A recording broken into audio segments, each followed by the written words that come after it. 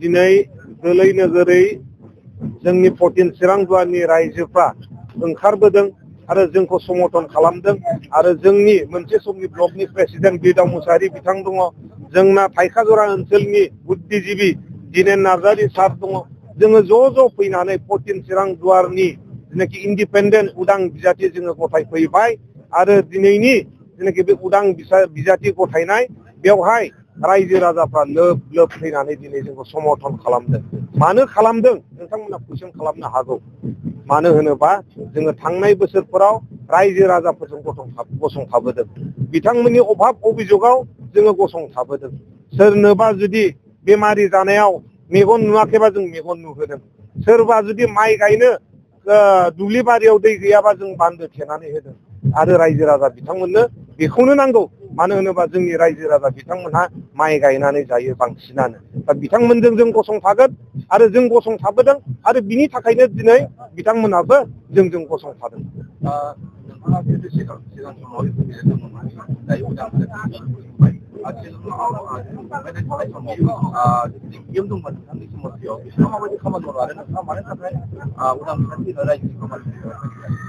रायजोआ उदां लुगैदों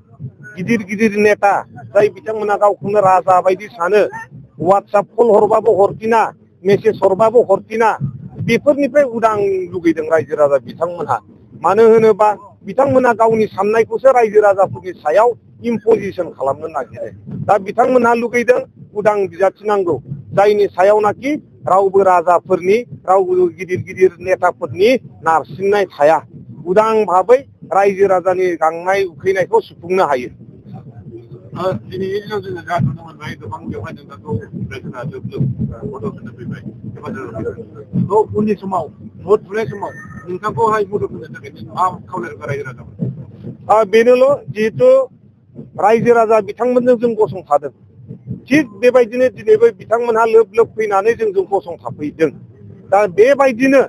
नैबे 22 तारिखआव जेनाखि इलेक्सन जानो थांगासिनो दं भटिं जानो थांगासिनो दं बेवहायबो रायजो राजा बिथांमोनहा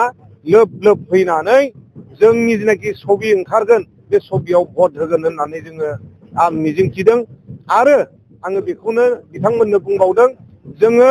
रायजो राजानि थाखायनो ओंखारदों रायजो राजानि थाखायनो गसंथानानै जोङो खामानि मावलांगोन दिनै जोङो गावनि उदैनि थाखायल' बेवहाय ओंखारबोआखै गावनि उदैनि थाखायल' जुदि ओंखारोबा आङो दिनै 3 लाख टाकानि साख्रि गारनानै फैदों पार मान्थ 3 लाख टाकानि आं साख्रि गारनानै फैदों नाथाय जोंनि दैदेनगिरि रनजित बसुमतारी बिथांमोनहा गावनि फिसाजोखौसो सिनायग्रोदों रायजो राजाखौ नङा जोंनि खाम्फा बरगयारी बिथां 17 बोसोर सालायलांबाय बिथांनि कार्यकलापखौ जोंनि रायजो राजा बिथांमोना मिन्थिखागौ दा बिनि थाखायनो जोङो जोंनि रायजो राजा 14 चिरां दुवारनि गासैबो जाति जनगोष्ठीनि रायजो राजा बिथांमोनहा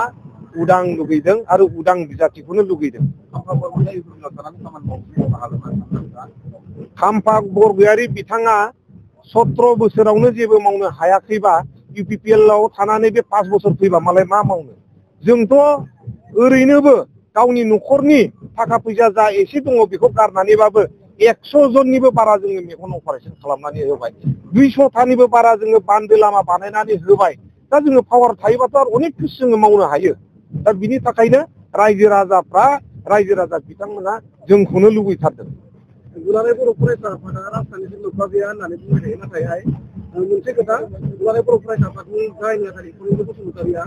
लाइमोनफोरखौ लानानै थांनाय उनाव राजखान्थिनि उदां बाथ्रा सावरायनाय समाजारि जथुम्माफोर थादों बे बेलायाव माबोरै फोरमायगोन दुलाराय बर' फरायसा आफादा जाहैबाय हारिनि सिनस्रि जोङो बयबो बेयावनो फरायसा आफादावनो जोंनि हारिया सोनारनानै थाङो दा बिनि थाखायनो फनिन्द्र बसुमतारी बिथाङा आंनि लोगो जों क्लास 5निफ्राय ज' फरायबोनाय दा बिथांनि सायाव आं जेबो बुंनो सानाखै बिथाङा दाबो लोगो उनावबो लोगो आरो फैबाय थानाय समावबो लोगोयैनो थागोन आरो दुलाराय बर' फरायसा आफादनि सायाव आंहा माबा मोनसे बुंनो हानाय मोन्थाय दं होननानै आं सानाखै बे हाइ प्रफाइल होननायखौनोथ' गाज्रि मोनदों दा जोंनि रायजो राजा बिथांमोना बे हाइ प्रफाइलनिफ्राय नोङो वाट्सएप मेसेज हरलाय नोंथाङा रिप्लाइ मोनो नामा जों जे बिराद खस्थ' खालामनानै देरहाहोहरो जोंनि बे काजलगावफ्राव सानैसो एमपि थानायनाव वाट्सएप मेसेज हरलाय रिप्लाइ मोनगोन नामा लोगो हमनो फैलाय गेटआ खेवना होजागोन नामा थांलाय हाइ प्रफाइल नेताफोरनाव दा हाइ प्रफाइल होननायखौनो जोंनि रायजो राजा बिथांमोनहा लुबैयाखै बिथांमोना गावखौनो राजा सानबाय साफा राजा सानबाय बिनि थाखायनो बे राजाफोरनिफ्राय मुक्त जानो थाखाय दिनै उदां नांगौ होननानै बुंदों दा बिनि गेजेरावनो भट जाजासिमाव गोबां दोलोफोरा थांनानै रायजो राजाफोरखौहाय माखासे खोथा बुंहैगोन बुजायहैगोन बे समाव नोंथांनि समाजनि माखासे रायजोफोरखौ माबायदि थांखि लाना थागोन रायजो राजा बिथांमोनहा बुजिजोबखागौ खुनु बुजायनांगौ दरखार गैला गावनि फिसाजोखौ जे साख्रि होबाय बेखौबो बुजिजोबगौ हाग्राखौ जे धंस खालामबाय बेखौबो बुजिजोबगौ जा दङ एलु एला रायजो राजा बिथांमोना बुजिजोबखागौ बेखौ आरो बुंहैनानै बुजायहैनानै थाखा फैसा होनानै माबा मोनसे उल्थां फाल्थां खालामनो हागोन होननानै जों साना